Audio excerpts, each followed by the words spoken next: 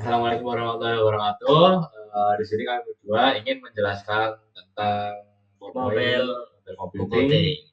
Nah, Nah, perkenalkan nama saya Muhammad Zaki Danata perkenalkan nama saya Nabil Melia Sakif. dan saya Ini dengan NIM 33. saya dengan NIM 27. Oh, oh ya. Di sini saya akan menjelaskan dari slide 1 sampai slide 20, kemudian nanti dilanjutkan oleh teman saya, partner saya deh, Mas Jaki Danarta. Dari Nah, saya 20 ya. Nanti saya akan lanjutkan. pertama-tama ini mohon maaf, ini kenapa kok pakai hoodie ini pakai sweater nih karena di luar dingin ya, hujan ya, Lagi maaf libur ya. ya. Oke, kembali lagi. Ini saya Nabil. Nah, di sini saya yang akan pertama menjelaskan tentang mobil komputing. Pertama-tama, apa itu sih mobil komputing atau disebut juga komputasi bergerak?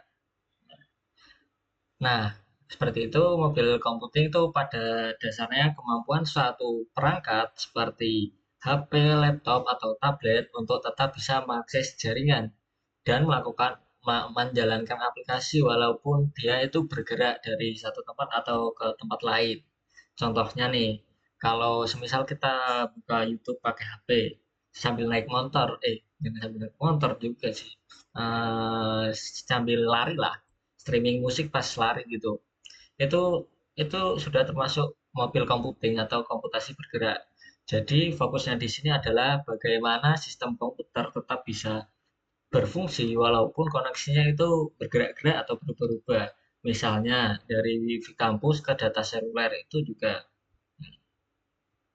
Kemudian slide selanjutnya adalah komputer networks.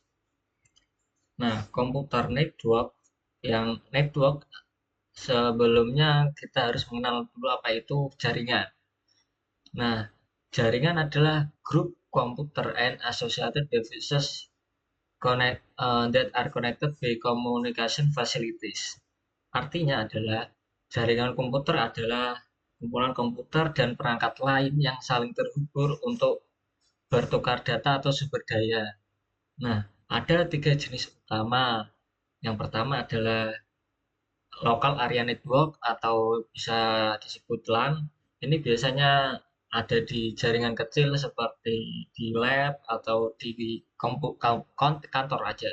Kemudian ada Metropolitan Area Network atau MAN singkatannya, ini skala menengah mencakup satu kota. Kemudian ada Wide Area Network, ini yang skala besar, ini bisa seluruh dunia. Contoh paling gampang ya internet itu sendiri bisa, itu namanya WAN.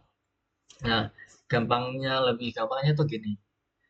Bayangkan aja LAN itu kayak grup WhatsApp kecil teman sekelas. Nah, kalau MAN itu grup sekampus. Nah, sedangkan WAN itu kayak grup kampus seluruh dunia. Jadi bukan UIN doang.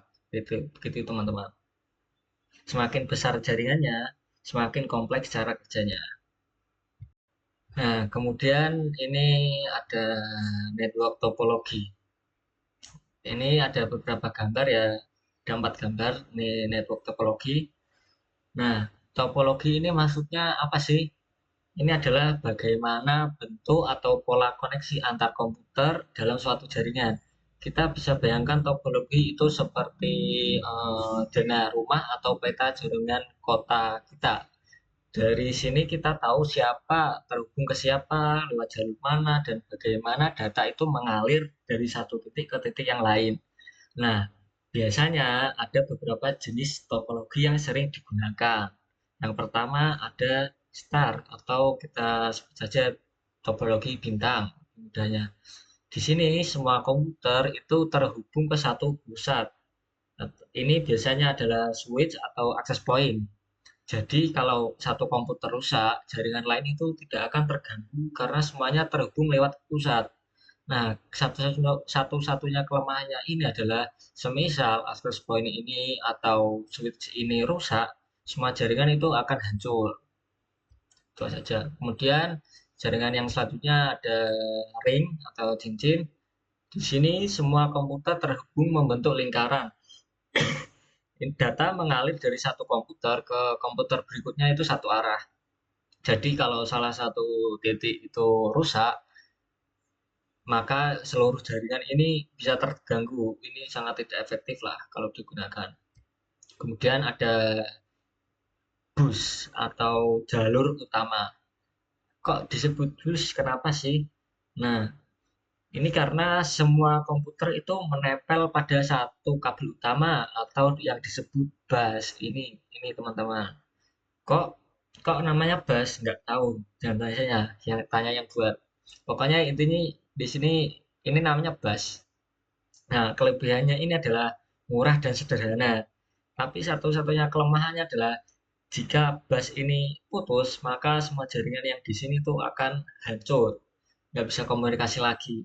Ini seperti kayak di rumah lah. Kalau di rumah kabel utamanya putus, kita tidak bisa pasti itu nanti kulkas, kipas angin, lampu, atau TV, semuanya lah yang terhubung kabel utama itu akan putus. Gitu. Selanjutnya ada mesh atau jaring. Nah, ini adalah topologi yang paling kuat karena rumit semua ya. Ini semua komputer tuh terhubung ke banyak jalur. Jadi misal jalur satu rusak itu masih ada alternatif lain. Tapi minusnya adalah ini yang paling susah, ini yang paling mahal. Tapi ya banyak juga kelebihannya sih. Ibaratnya kayak gini, kamu semisal ke rumahmu tuh bisa lewat banyak jalan lah. Jadi semisal satu jalan macet itu bisa lewat alternatif lain. Nah, kesimpulannya topologi ini penting banget. Kenapa? Kok penting? Ini untuk menentukan seberapa cepat dan seberapa aman dan seberapa tahan jaringan kita terhadap gangguan. Itu. Kemudian lanjut slide selanjutnya ada Ethernet dan Wi-Fi. Sekarang kita akan membahas teknologi yang paling sering kita temui lah sehari-hari. Itu ada Ethernet. Ethernet itu apa sih? Ethernet itu yang biasanya jaringan WiFi yang berkabel. Biasanya ini digunakan di kantor, laboratorium atau PC desktop. Keunggulannya adalah ini stabil dan cepat. Gangguannya kecil karena lewat kabel langsung, jadi nggak akan terganggu oleh jaringan yang lain. Kemudian keamanannya lebih tinggi karena data nggak mudah diserap lewat udara. Internet ini menggunakan protokol yang namanya Carrier Sense Multiple Access with Collision Detection atau CSMA-CD singkatannya. Artinya komputer akan mendengarkan dulu apakah jaringan sedang digunakan kalau kosong dan kirim data. Tapi kalau ternyata tabrakan, dua komputer kirim bareng, maka dia deteksi tabrakan itu dan kirim ulang datanya nanti. Jadi ini maksudnya adalah komputer itu akan mendengarkan dulu ini apakah ada yang gunakan jaringannya enggak. Kalau kosong dia akan kirim data. Tapi kalau ternyata tabrakan itu akan dia mendeteksi. Oh ini ternyata tabrakan, maka dia menunggu ulang, maka dia kirim ulang dan kalau tabrakan lagi ya kirim ulang terus. Makanya itu. Ini kemudian ada WiFi atau jaringan tanpa kabel wireless. Ini lebih fleksibel karena bisa digunakan di mana saja dan eh, lebih fleksibel lah. Tanpa kabel panjang, WiFi ini menggunakan collision avoidance. Konsepnya mirip seperti Ethernet tapi dengan pendekatan yang berbeda. Di sini menggunakan pendekatan mencegah tabrakan, bukan mendeteksi ya. Yang Ethernet kan tadi mendeteksi adanya collision. Kalau yang di sini mencegah, bukan mendeteksi. Kenapa begitu? Karena di udara komputer tuh nggak bisa tahu kalau data mereka saling tabrakan, jadi harus lebih hati-hati dari awal. Konsepnya tuh hmm, gimana ya? Ada hitung mundur gitu. Jadi setiap ja- perangkat yang di situ mendeteksi apakah ini jaringannya digunakan atau tidak. Nah, setiap perangkat itu menggunakan sistem hitung sendiri. Kan karena kita tidak tahu ya di ruangan itu ada berapa perangkat ya. Kalau seumpama kita beritahukan dulu ke akses point nih, apa angka ini, ntar collision lagi. Makanya setiap perangkat itu menghitung angkanya sendiri. Semisal ada yang sama nih, maka angkanya itu disepakati diperlebar lagi gitu. Nah, selanjutnya itu OSI model. The International Standard Organization of ISO dan Open System Interconnect atau OSI is a standard set of rules describing the transfer data between each layer in a network operating system. Artinya ISO dan OSI ini membuat standarisasi untuk membuat sistem itu bisa berkomunikasi dengan cara yang sama. Kan nggak lucu ya apabila setiap produsen komputer itu punya bahasanya sendiri. Pasti repot banget nih. Nah, makanya OSI ini membuat solusi. Gimana kalau kita standarisasi aja lah. Apa itu, gimana komunikasinya. Nah, OSI ini membuat komunikasi ini dibagi menjadi 7 layer. Yang pertama, di layer pertama ada physical, kemudian ada data link, kemudian ada network, transport, session, presentation, and application. Nah, masing-masing lapisan masing-masing lapisan ini punya tugas yang jelas. Kita bisa ibaratkan kayak kantor pos. Lapisan bawah urus pengiriman fisik, lapisan atas itu urus isi pesan, alamat, dan penerima. Kita akan menjelaskan layer-layernya di slide selanjutnya. Nah, di slide selanjutnya yang pertama ada physical layer. Di sini ini lapisan yang langsung dengan media fisik pengiriman data. Misalnya jenis kabel ini UTP atau fiber optic, terus panjang kabel, tegangan sinyalnya, bentuk konektor dan sebagainya. Intinya layer ini tuh mengubah data digital menjadi sinyal listrik atau optik yang bisa dikirimkan. Nah, kalau layer ini rusak, ya jaringan mati total sama kayak kalau kabel putus itu gitu. Kemudian ada data link layer. Di sini lapisan ini tuh menentukan bagaimana data dikirim di atas media fisik tadi. Tugasnya antara lain mengatur kapan sih data ini boleh dikirim. Kemudian kalau ada uh, error ringan, ini tugasnya di data link. Terus menentukan alamat fisik yang disebut MAC address. Alamat alamat MAC itu seperti nomor identitas unik kita lah, identitas unik perangkat seperti kayak KTP gitu. Jadi setiap orang itu berbeda. Nah, MAC itu pasti setiap perangkat itu berbeda. Seperti intinya gini lah. IP itu berubah-ubah. MAC itu tetap. Jadi nggak bakal bisa ganti. Kalau mau ganti MAC ya ganti perangkat. Kemudian ada network layer. Network layer itu di mana ya? Oh ini. Network layer. Network layer itu di lapisan ketiga ya, network layer ya. Ini berapa sih? Aduh, kok nggak bisa. Ketiga, benar. Hmm. Di network layer itu di sini tuh pengalamatan IP dan routing. Di sini layar ini menentukan kemana data dikirim dan bagaimana caranya sampai ke sana. Kalau data link kan itu tetangga tetangga terdekat network layer ini tahu. Kalau data link hanya tahu tetangga terdekat. Nah, layer yang ini tuh kayak alamat rumah seluruh dunia. Contohnya Kalau kita mau kirim data ke server Amerika, network layer itu yang mengatur jalur lewat router dan gateway-nya. Router bekerja di lapisan ini, maka router punya tabel bernama routing table.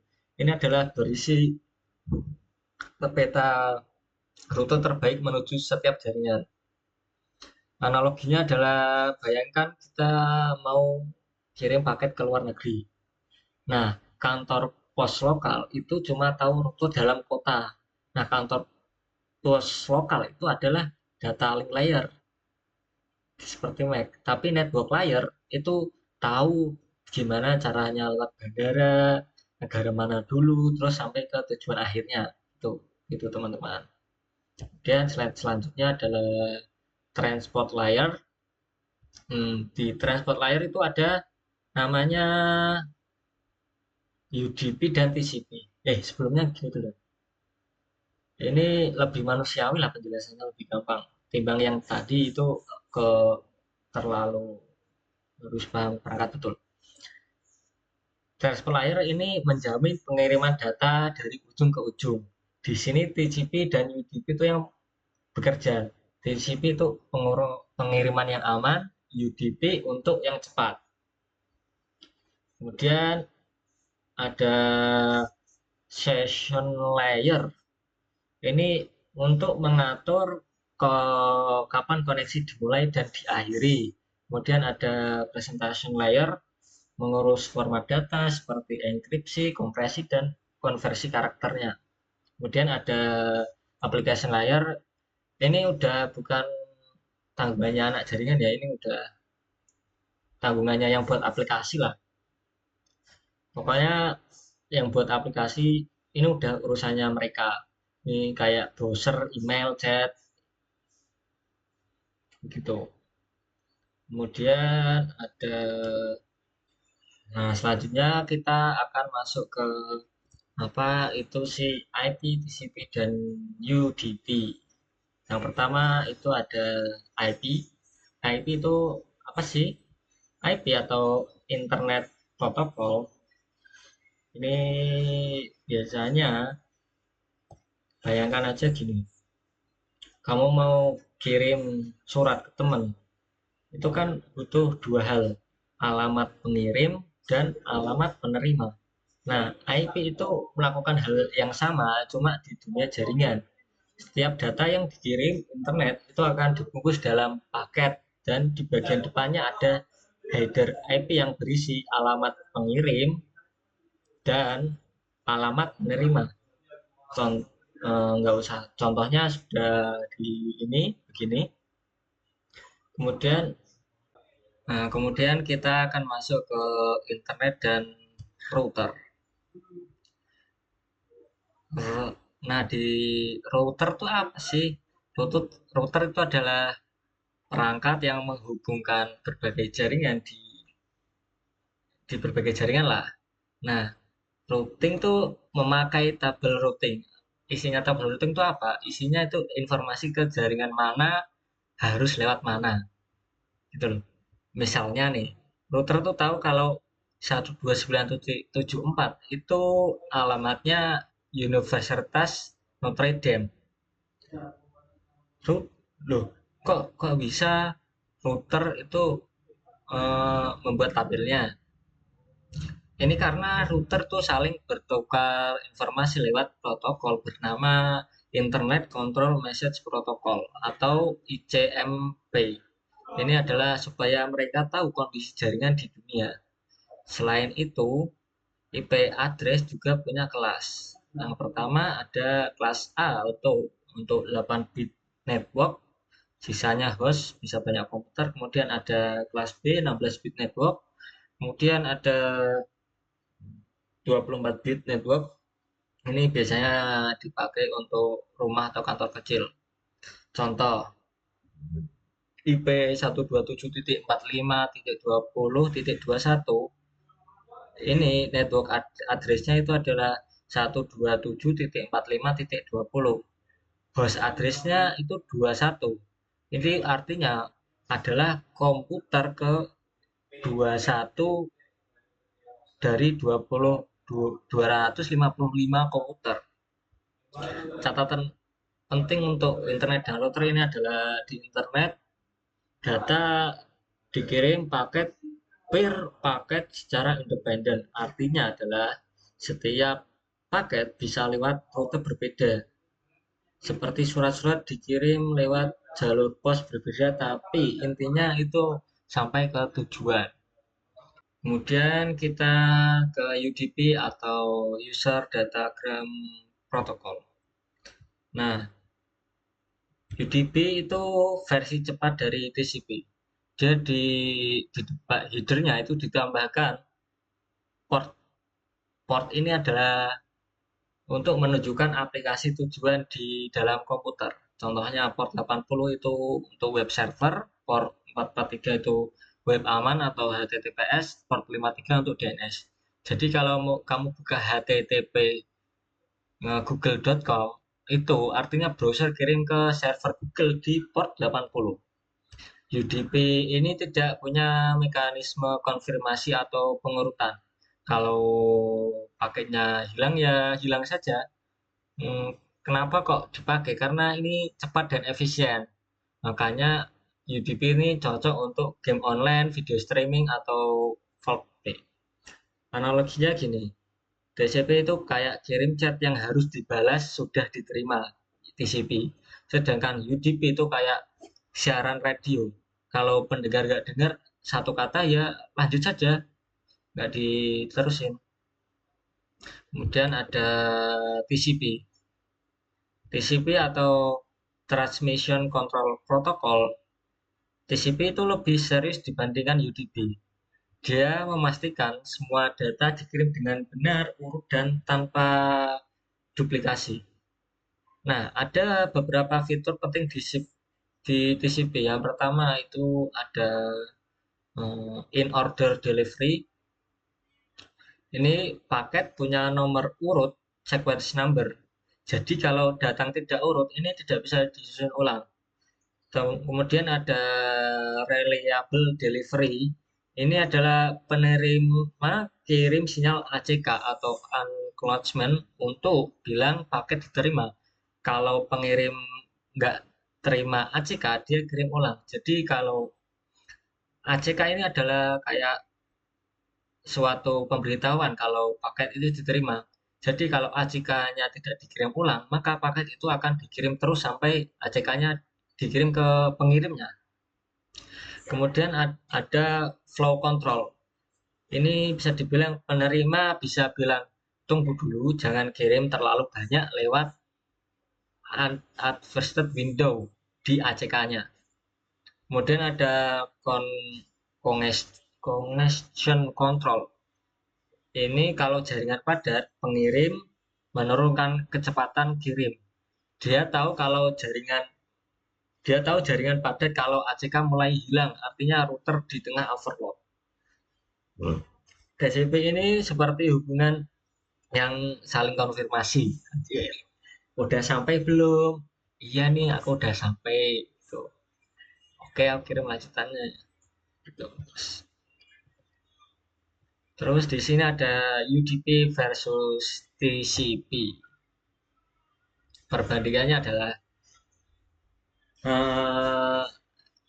pengiriman data di TCP itu dijamin urut dan lengkap. UDP tidak dijamin. Dalam kecepatan, TCP itu lebih lambat, sedangkan UDP itu lebih cepat. Dalam segi aplikasi, TCP lebih cocok untuk web, email, dan download. Kalau UDP lebih cocok untuk game, video, dan vlog. Mekanismenya di TCP ada ACK, ada flow, ada congestion control. Kalau di UDP itu tidak ada. Ketika error, di TCP itu diperbaiki otomatis.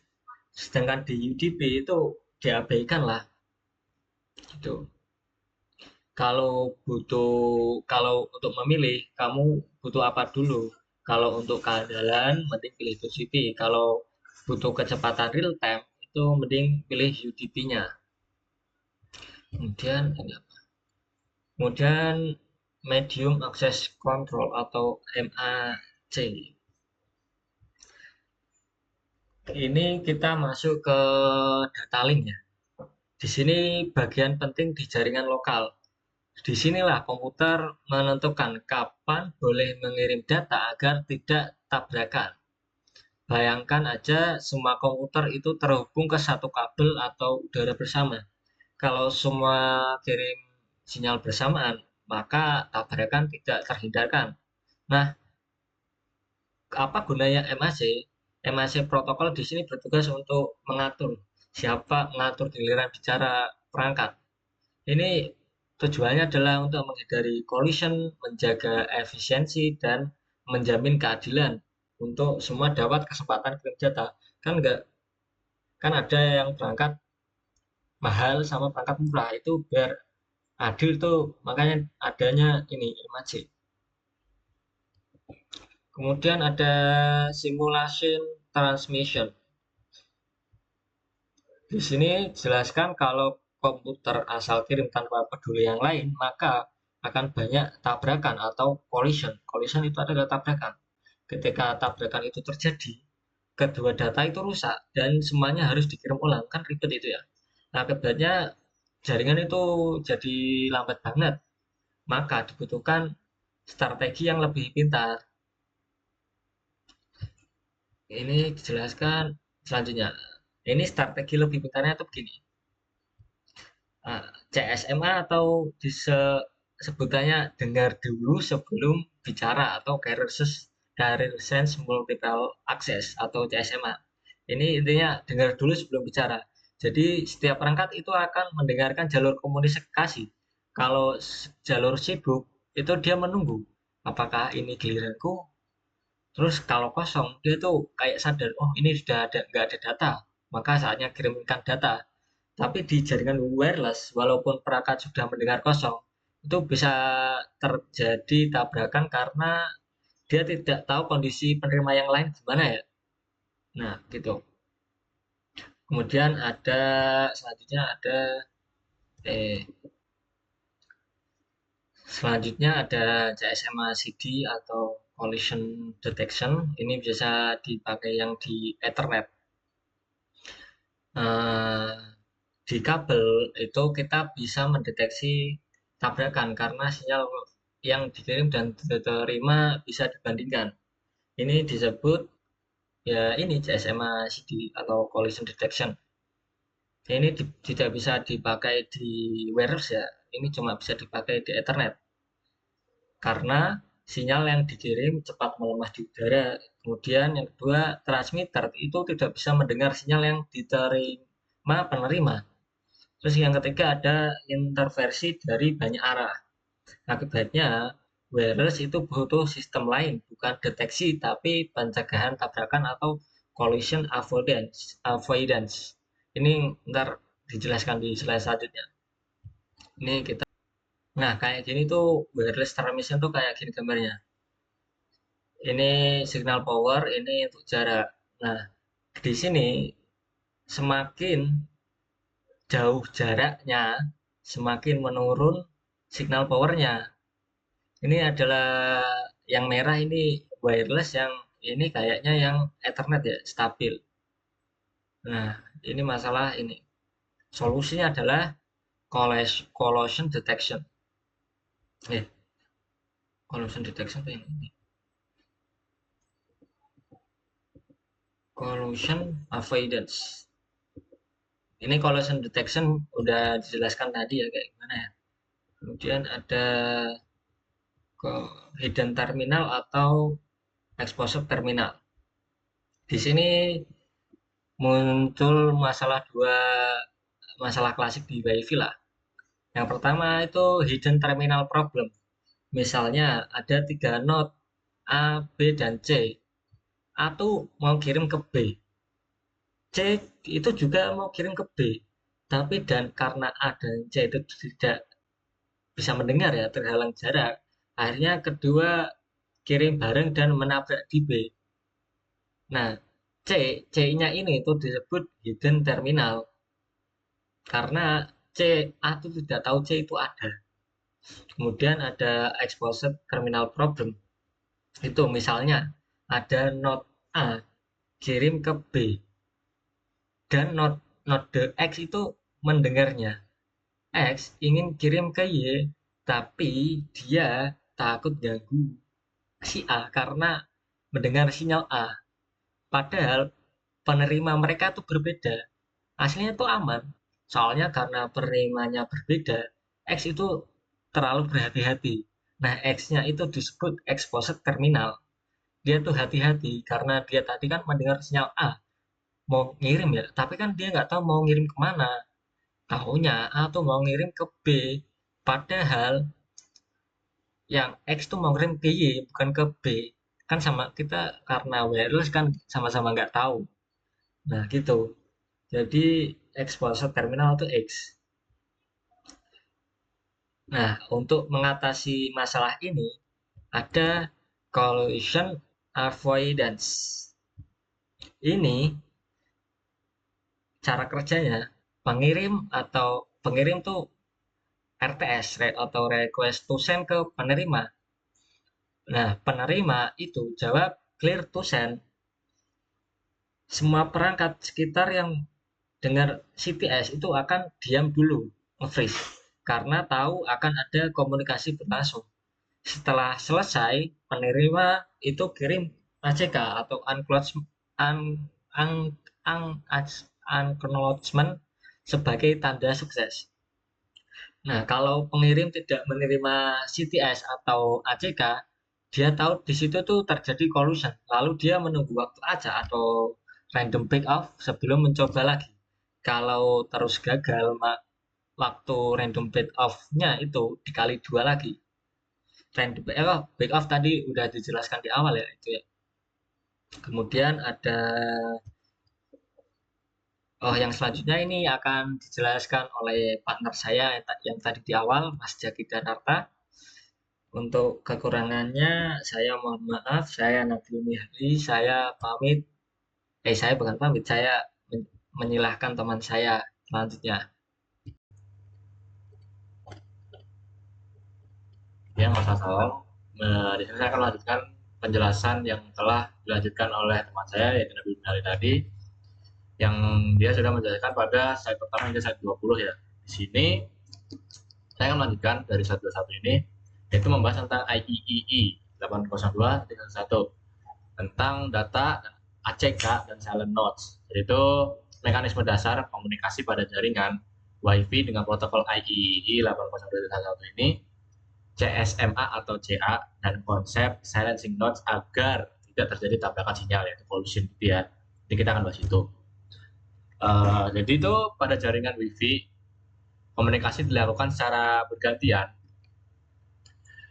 agar tidak terjadi tabrakan sinyal, yaitu collision. Dalam saat ini ada node S yaitu sender mengirim data ke D, ya kan, ke D sebagai destination. Setelah data diterima, dia akan membalas dengan ACK, yaitu acknowledgement, sebagai tanda bahwa data sudah diterima dengan benar. Perangkat lain di sekitar yaitu M seperti Y, K, X, itu tuh yang mendengar proses ini akan diam sementara, silence, untuk mencegah gangguan. Mekanisme ini bagian dari CSMA atau CA, yaitu Carrier Sense Multiple Access with Collision Avoidance, yang berarti setiap perangkat mendengar dulu apakah jaringan sedang sibuk, dan kalau ada transmisi, mereka tidak ikut bicara sampai komunikasi selesai. Tuh. Sistem ini itu diambil dari cara kerja radiometer zaman dulu ya, kayak dimana operator itu harus nunggu channel clear sebelum bicara di radio. Selanjutnya kita langsung ke slide ketiga, yaitu masih ngebahas tentang si further reducing collision ini ya.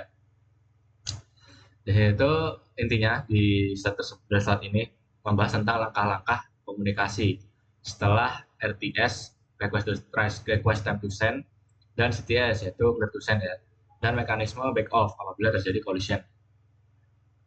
Setelah TX yaitu pengirim memilih angka acak dan mengirim RTS, request to send, Penerima RX akan membalas CTS clear to send jika sudah siap. Setelah itu, TX mengirim data dan RX mengirim ACK untuk konfirmasi. Lalu perangkat di sekitar yang mendengar RTS atau CTS akan membarui network allocation vector yaitu NIV, yaitu durasi komunikasi yang sedang berlangsung. Jika ACK tidak diterima, yaitu menandakan collision. TX akan menggandakan rentang contention window yaitu CW dan menghitung waktu baru dengan rumus ini. RI sama dengan pen 0 2 I CW underscore min.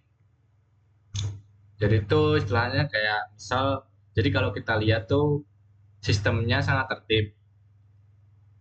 Semua perangkat tuh tahu kapan harus diam dan kapan boleh bicara.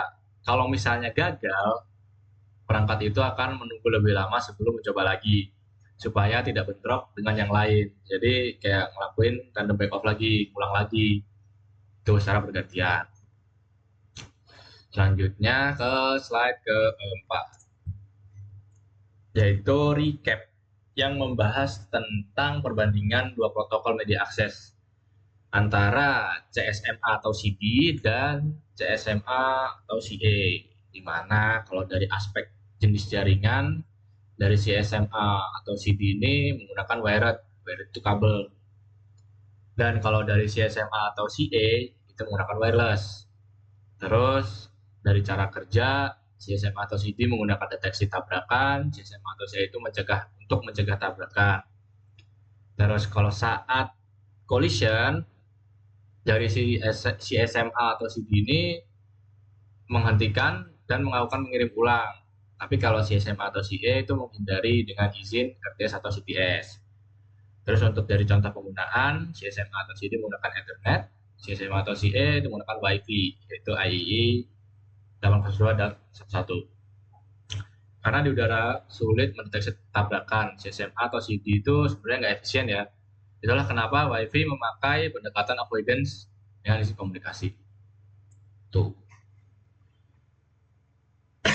Selanjutnya membahas tentang frekuensi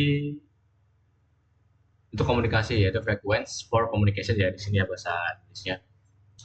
Intinya itu membahas tentang jenis-jenis frekuensi elektromagnetik yang digunakan untuk berbagai komunikasi nirkabel. Seperti yang di sini udah dijelasin, VLF itu very low frequency, LF itu low frequency, MF itu dan lain-lain. Jadi intinya tuh untuk VLF, LF sama MF itu tuh kayak radio komunikasi bawah laut. Terus kalau HF, IHF, UHF itu radio FM, TV, walkie-talkie gitu. Dan untuk SHF sama IHF itu tuh kayak WiFi, sadar, 5G, sinyal 5G, satelit. Gitu. Jadi semakin tinggi frekuensi, semakin besar bandwidth yang dibutuhkan, yaitu lebih cepat. Tapi jangkauan makin pendek dan mudah terganggu benda padat. Jadi kalau misalnya kita pakai jaringan yang kayak 5G dan kita bandingin sama GSM yaitu 3G kalau nggak 4G gitu, 5G emang cepat tapi jangkauannya pendek, dan itu walaupun misalnya pendek tapi tertutup oleh barang padat tuh jaringannya nggak akan mendapatkan performa yang baik. Tuh. Ya kita langsung saja lanjut ke slide berikutnya, yaitu slide ke-26. Di sini kita tuh membahas, yaitu judul materinya nih, frekuensi for mobile communication. Di sini ngejelasin tentang perbedaan karakteristik frekuensi rendah dan tinggi dalam sistem komunikasi bergerak. Jadi ini kan ada low frequencies sama high frequencies ya. Setiap rentang frekuensi itu memiliki sifat fisik yang berbeda-beda. Seperti yang kita lihat di sini di BBT, yaitu low frequencies itu di frekuensi rendah itu dapat menempuh jarak jauh mengikuti bentuk permukaan bumi dan bisa menembus objek seperti dinding atau air laut, namun data rate-nya kecil karena bandwidth-nya sempit. Itu tuh cocok untuk komunikasi jarak jauh seperti kapal selam atau siaran radio gitu. Terus buat high frequency nih, frekuensi tinggi, itu memiliki bandwidth besar sehingga bisa membawa data berkecepatan tinggi, tapi hanya bisa menempuh jalur lurus, line of sight, yaitu jalur lurus nih, dan mudah terhalang bangunan atau kayak cuaca seperti waktu hujan gitu kan. Nah, itu kalau hujan kadang kalau wifi di home nge-lag ya kayak gitu. Itu nah, ini tuh cocok buat komunikasi cepat seperti yang aku bilang tadi. Kalau misalnya para pengguna wifi di home kan biasanya kalau hujan kan nge-lag ya. Isunya restart modem tuh. Nah, itu makanya bisa dibilang frekuensi tinggi itu cocok buat komunikasi cepat seperti wifi, satelit, dan sinyal kayak sinyal 5G gitu. Fun fact-nya nih, frekuensi 5G wave sekitar 28 Hz ini bisa mentransfer data super cepat, tapi bahkan tubuh manusia bisa menghalangi sinyalnya. Makanya 5G butuh banyak antena kecil di tiap blok total. Jadi walaupun di kita di kayak konser kan banyak rame kayak manusia gitu ya, lautan manusia, tapi kita masih bisa dapat sinyal yang gede tanpa harus rebutan sinyal gitu loh. Nah, ya kayak gitu guys. Selanjutnya kita lanjut ke slide 27. Nah, ini agak panjang ya bahasannya. Inti slide 27 ini tuh ngebahas tentang frequencies dan regulation, yaitu seperti pengaturan penggunaan pita frekuensi oleh lembaga internasional. Karena spektrum frekuensi itu terbatas, penggunaannya harus diatur supaya tidak saling ganggu antar negara atau layanan nih. Sini kan ada Europe, USA, Japan itu punya frekuensinya masing-masing. Tuh. Jadi kayak misal EIQR itu International Telecommunication Union, Radio Communication Sector itu adalah badan dunia yang membagi pita frekuensi berdasarkan kebutuhan komunikasi, navigasi, siaran, radar, dan lain-lain. Mereka mengadakan World Radio Conference WRC untuk memperbarui kebijakan global. Contoh kayak WiFi dan Bluetooth menggunakan frekuensi 2,4G yang disebut unlicensed band, artinya bebas digunakan di seluruh dunia tanpa izin khusus. Jadi kalau misalnya orang mau bikin WiFi atau Bluetooth itu kita nggak perlu izin khusus dari sejauh sendiri gitu. Sedangkan frekuensi untuk operator seluler kayak misalnya dengan 900 MHz atau 1500 MHz itu menggunakan license band, jadi harus dibeli lewat lelang. Selanjutnya kita lanjut aja ya ke slide 28. Di slide 28 ini itu membahas tentang signal propagation range. Itu menjelaskan tentang 3 jenis jangkauan sinyal berdasarkan kekuatannya. Pertama itu ada transmission range, yaitu area di mana komunikasi bisa dilakukan dengan kualitas baik dan errornya itu rendah. Selanjutnya ada detection range, yaitu area di mana sinyal masih bisa terdeteksi tapi tidak cukup kuat untuk komunikasi. Dan yang terakhir itu interference range, yang membahas tentang area di mana sinyal terlalu lemah untuk diterima tapi masih bisa mengganggu komunikasi perangkat lain. Ya. Selanjutnya di slide 29. Di slide 29 membahas tentang signal propagation ya. Kalau tadi kan propagation range, sekarang di signal propagation. Menjelaskan tentang bagaimana gelombang elektromagnetik bergerak di udara dan jenis propagasinya. Di sini sinyal elektromagnetik itu tuh nyebar dari pengirim ke penerima dengan berbagai cara, tergantung frekuensi dan kondisi lingkungannya. Kayak misal menggunakan ground wave di atas 2 MHz itu mengikuti permukaan bumi, cocok untuk jarak jauh kayak kapal, yang kayak kapal laut gitu, AM radio, gitu-gitu. Terus skywave, yaitu di antara 2-30 MHz, dipantulkan oleh lapisan ionosfer, digunakan untuk siaran internasional. Terus line of sight. Line of sight itu di bawah 30 MHz, yaitu merambat lurus digunakan oleh ponsel, satelit, dan Wi-Fi. Semakin tinggi frekuensinya, semakin terpengaruh oleh hambatan pohon, gedung, dan yaitu cuaca tadi kayak hujan. Itu bisa menghambat performa dari jaringan kita. Tuh, selanjutnya ke multiplexing. Di multiplexing ini ngejelasin tentang konsep dasar dalam 4 dimensi, ruang, waktu, frekuensi, dan kode. Multiplexing itu adalah cara untuk menggunakan satu media bersama-sama oleh banyak pengguna tanpa saling mengganggu. 4 jenis utamanya itu, yang pertama ada SDM, Space Division Multiplexing, tiap pengguna punya lokasi fisik atau antena terpisah. Yang kedua ada TDM, Time Division Multiplexing, setiap pengguna diberi giliran waktu bergantian. Yang ketiga ada FDM, Frequency Division Multiplexing, setiap pengguna punya pita frekuensi yang berbeda-beda. Yang terakhir yaitu CDM, Code Division Multiplexing, semua pengguna pakai frekuensi sama tapi dengan kode unik. Lanjut untuk slide ke-31. Di slide 31 menjelaskan tentang frekuensi division multiplexing tadi yang aku bilang di awal tadi ya. Ada 4 kan. Wait. Nah, di sini tuh ngejelasin gimana sih caranya kerja FDM. Yaitu membagi spektrum frekuensi menjadi beberapa jaringan kanal agar bisa digunakan bersama oleh banyak pengguna.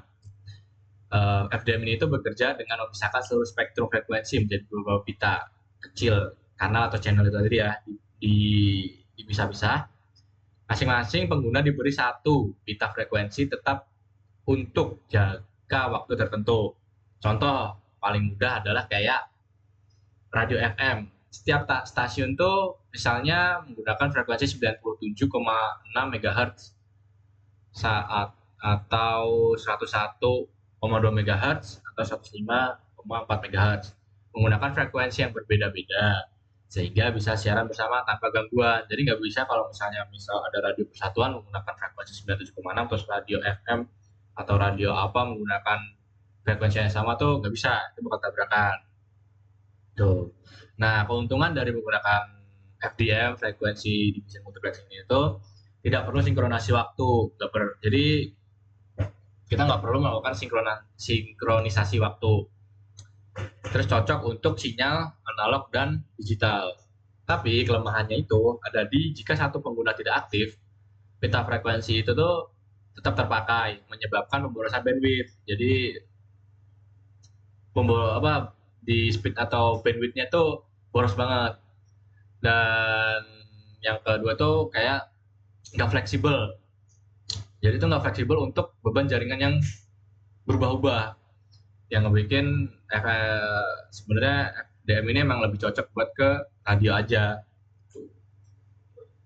Terus lanjut ke TDM, Time Division Multiplexing ya. Di Time Division Multiplexing itu menjelasin tentang sistem berbagai media berdasarkan waktu, bukan frekuensi. Jadi kita nggak ngebahas frekuensi di sini. TDM membagi waktu menjadi beberapa slot.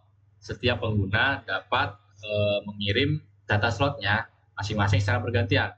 Semua memakai frekuensi yang sama, tapi di waktu yang berbeda. Jadi frekuensinya sama, tapi di timer di setiap waktu yang beda-beda. Keuntungan dari keuntungan dari TDM ini ya, keuntungan dari Time Division Multiplexing ini tuh dia lebih efisien, tidak ada interferensi antar pengguna, dan lebih cocok untuk sistem digital seperti jaringan telepon dan GSM. Ini lebih cocok buat kayak jaringan di telepon kayak misalnya 4G gitu yang di HP atau GSM. Nah, kelemahannya ya ini membutuhin sinkronisasi waktu yang sangat presisi. Jadi kita butuh ngesinkron waktu yang benar-benar detail, benar biar nggak ada tabrakan gitu loh, nggak di waktu yang sama. Guys. Selanjutnya itu ada time and frequency multiplex. Tentang gabungan antara TDM dan FDM digunakan dalam sistem seluler yaitu GSM.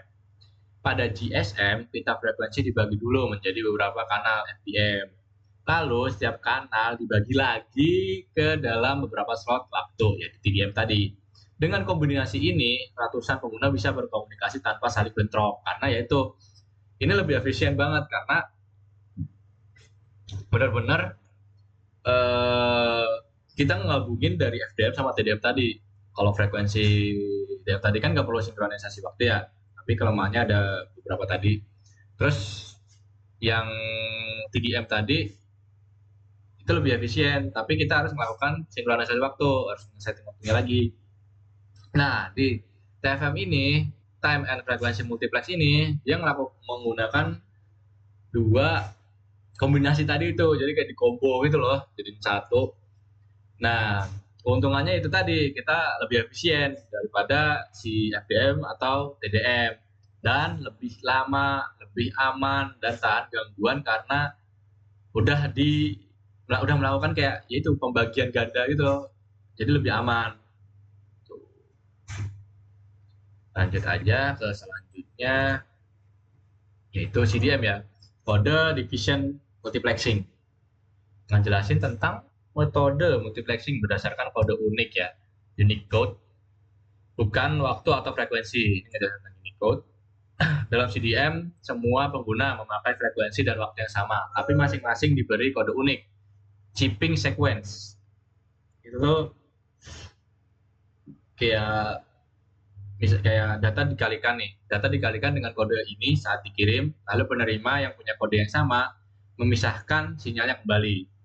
Tapi di sini itu untuk keuntungannya tidak perlu sinkronisasi waktu yang ketat kayak TDM tadi ya. TDM kan butuh sinkronisasi tuh, ini nggak perlu. Terus tahan gangguan dan penyadapan, ini lebih aman, tidak ada gangguan dan susah buat disadap. Terus bisa digunakan secara bersamaan tanpa tabrakan. Nah, untuk kelemahannya itu lebih kompleks dalam pemrosesan. Jadi ya harus kompleks gitulah. Untuk selanjutnya di slide 35 guys. Slide 35 bahas tentang CDMA, Code Division Multiple Access, Unique Code. Ini masih ngebahas kayak Unicode ini ya. Implementasi nyata dari CDM digunakan di jaringan wireless atau tanpa kabel. Wireless kan kabel, wireless jaringan. Dalam CDMA, setiap pengguna diberi kode unik chipping sequence tadi itu yang aku bahas di awal tadi. Semua pengguna bisa mengirim sinyal secara bersamaan pada frekuensi yang sama tanpa saling mengganggu, asalkan kodenya ortogonal atau tidak saling mempengaruhi. Prosesnya, data pengguna dikalikan dengan kode uniknya, terus menghasilkan sinyal yang tersebar di spektrum. Terus, semua sinyal dari banyak pengguna dijumlahkan dan kembali sinyalnya sendiri dengan cara correlation decoding. Tuh. Jadi itu kayak gimana ya? Kayak CDMA itu seperti banyak orang yang kirim pesan lewat musik nih. Tiap orang pakai irama, kayak kode yang beda-beda. Meski semua lagu dimainin bareng, kamu cuma denger lagu yang ritmenya sama dengan kayak punyamu. Kayak gitu, hampir mirip-mirip kayak gitulah. Selanjutnya slide 36. Di slide 36, CDMA to sender interference ngejelasin gimana sih dua pengirim bisa menggunakan channel yang sama tanpa saling mengganggu.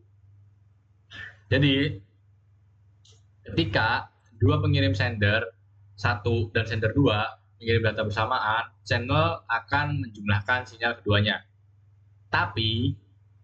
Namun karena masing-masing menggunakan kode unik, penerima yang tahu kode sender 1 bisa ngefilter sinyal sender 1 dari campuran itu, begitu juga sebaliknya.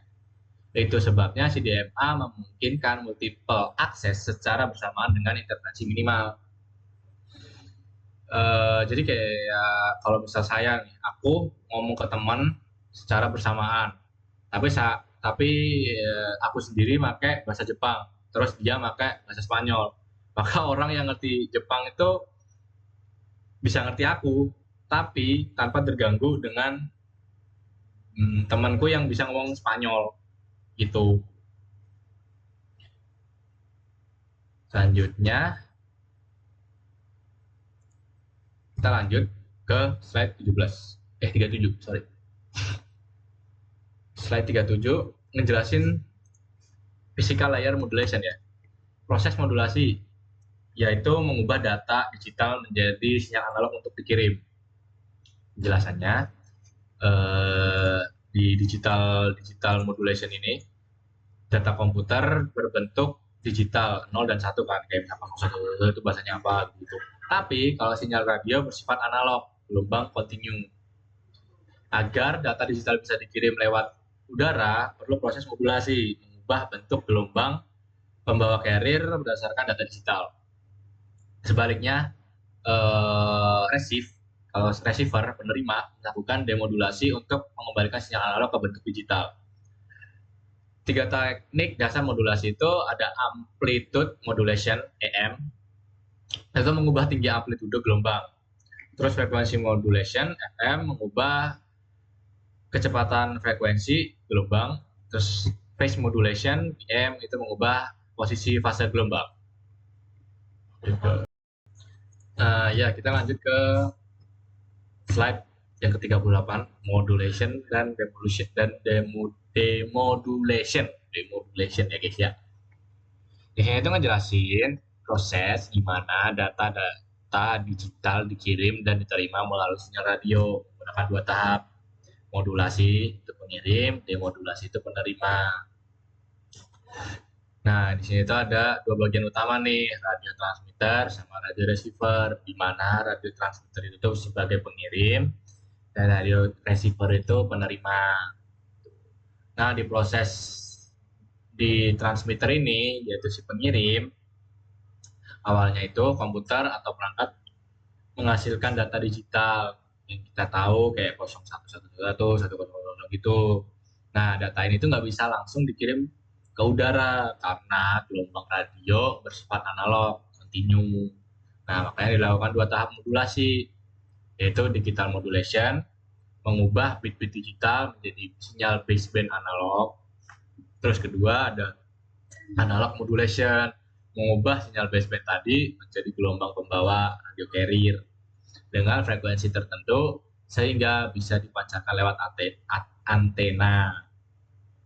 Itu susah ya. Terus lanjut aja ke 2, yaitu membahas radio receiver ini. Radio receiver ini tuh, nah ini ya data digital datanya tadi 1.1 ini. Jadi penerima menangkap sinyal radio yang datang dari udara. Terus langkah-langkahnya tuh kebalikan dari prosesnya si transmitter pengirim. Analog demodulation memisahkan sinyal baseband dari gelombang pembawa carrier. Terus melakukan synchronization dan decision. Perangkat memastikan waktu dan fase sinyal sesuai lalu menerjemahkan sinyal baseband kembali menjadi bit digital, yaitu si 1.0 ini. Dengan gitu tuh data asli bisa diterima kembali dengan akurat tanpa adanya korup data atau yang error itu. Lanjut ke 39 ya. Digital modulation. Di digital modulation itu ngejelasin ada 3 teknik dasar modulasi digital. Itu si ASK, FSK, sama PSK ya. Di amplitude shift keying ASK ini bit 1 dan 0 direpresentasikan oleh perbedaan amplitudo. Amplitudo itu tinggi gelombang. 1 itu mudah dan hemat bandwidth.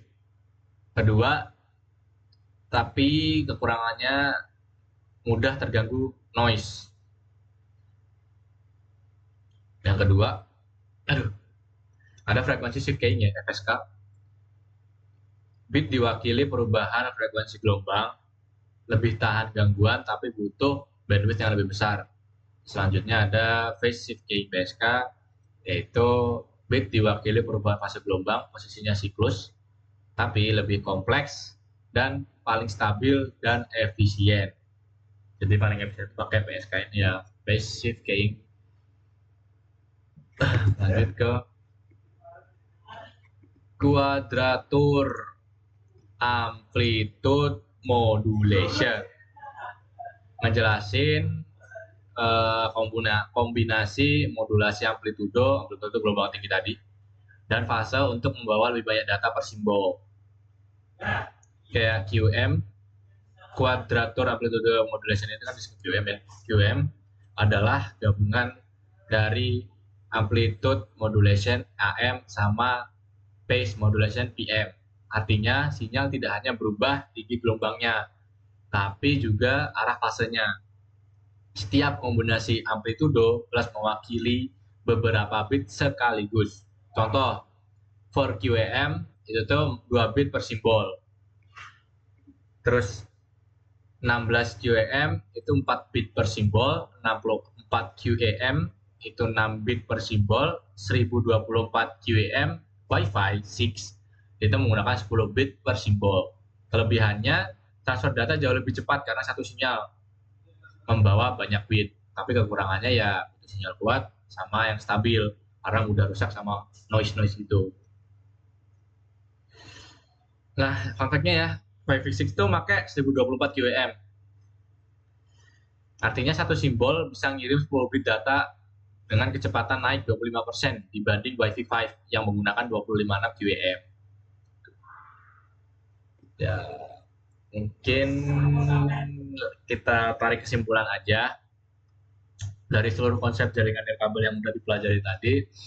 Komunikasi wireless modern bekerja berdasarkan beberapa prinsip utama.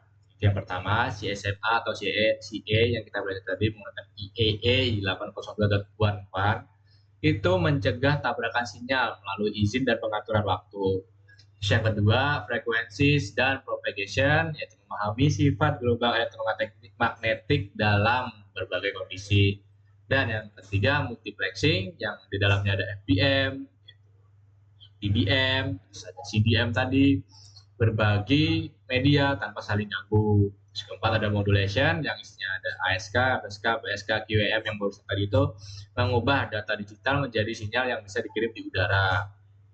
Yaitu ya mungkin itu saja yang kita bisa jelaskan kepada teman-teman. Kasih buat teman saya juga Nabil tadi udah mau ngebagi tugas dengan saya dan bekerjasama dengan saya. Semoga tugas ini bisa menjadi sebuah ilmu lah buat teman-teman yang melihat video ini ya. Ya mungkin itu aja dari saya, cukup. Saya mewakili teman saya Nabil alias Akif dan saya Muhammad Jaki Danarta. Pamit undur diri. Wassalamualaikum warahmatullahi wabarakatuh.